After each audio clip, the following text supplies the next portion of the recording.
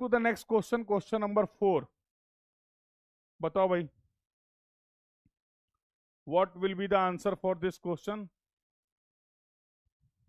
ये सब आपने पढ़ा हुआ है, ठीक है, और इसीलिए हम लोगों ने B1 से ही स्टार्ट किया, पार्ट B1 से, so that you can relate the understand the overlapping of the syllabus.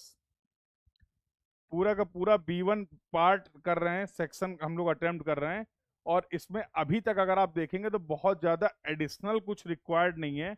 जो कुछ हम लोगों ने सर्वेइंग में पढ़ा है, सिविल इंजीनियरिंग में, उन्हीं कंसेप्ट पे बेस्ड एक क्वेश्चन है।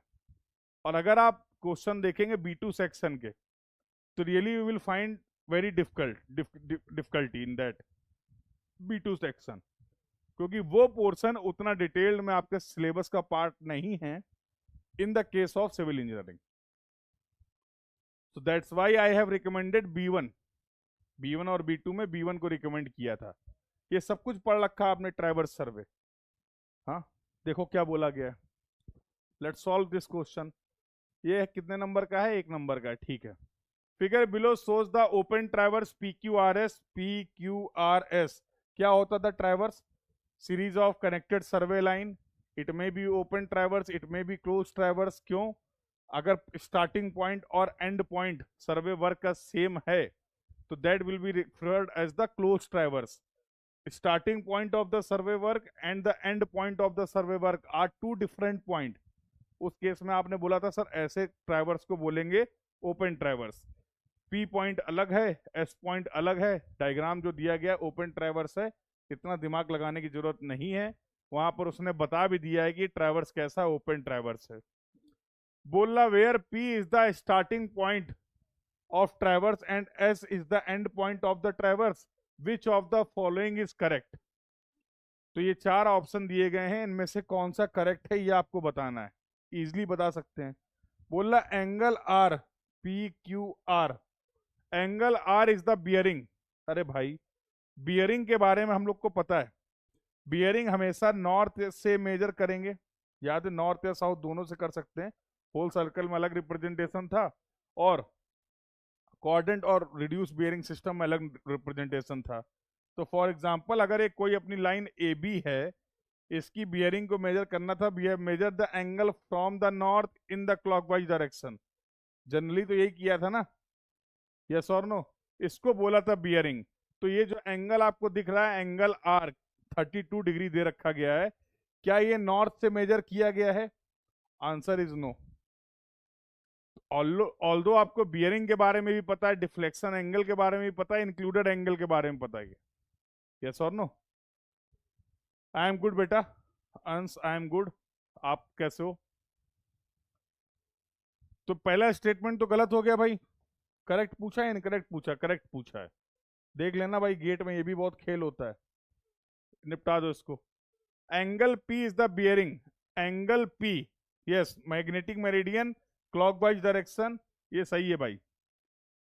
Angle Q is the deflection angle. Angle Q is not a deflection angle. Deflection angle क्या होता था? प्रीवियस सर्वे लाइन, मान लो ये AB है और ये BC है। प्रीवियस सर्वे लाइन से, यहां पर बता देता हूं, ये मान लो कोई सर्वे लाइन AB है और ये लाइन है BC, ABC। अगर मैं इस लाइन को एक्सटेंड कर दूं, प्रोलॉन्ग कर दूं AB लाइन को, समथिंग लाइक दिस एक्सटेंशन, तो this angle is known as the deflection angle, yes और नो। कितना डेविएट हो गई नेक्स्ट लाइन प्रीवियस लाइन से, इस एंगल को आपने बोला था डिफ्लेक्शन एंगल। ट्रैवर्स के अंदर जो एंगल था, this angle you can referred as the included angle.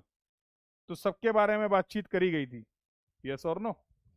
तो स्टेटमेंट ऑप्शन बी की अगर बात करें तो एंगल P बियरिंग है, बिल्कुल सही बात है, बट इसमें गड़बड़ है भाई।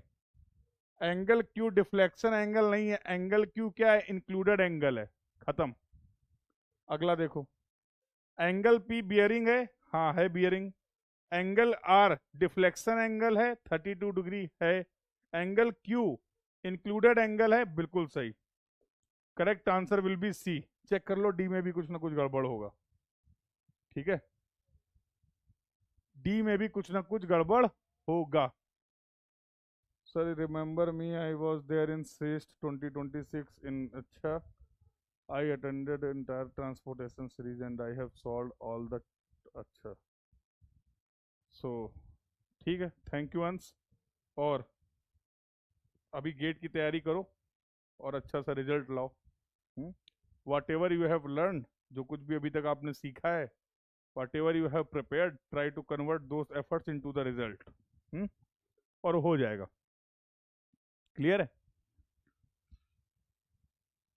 तो सभी की प्रिपरेशन आई होप अच्छी चल रही है।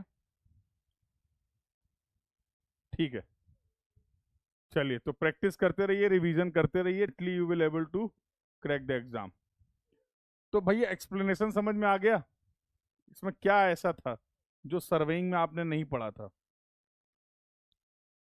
हाँ, पढ़ा तो रहे हैं, और कहाँ पढ़ाते हैं? हम्म? तो now now let's move to the next question. अगले क्वेश्चन की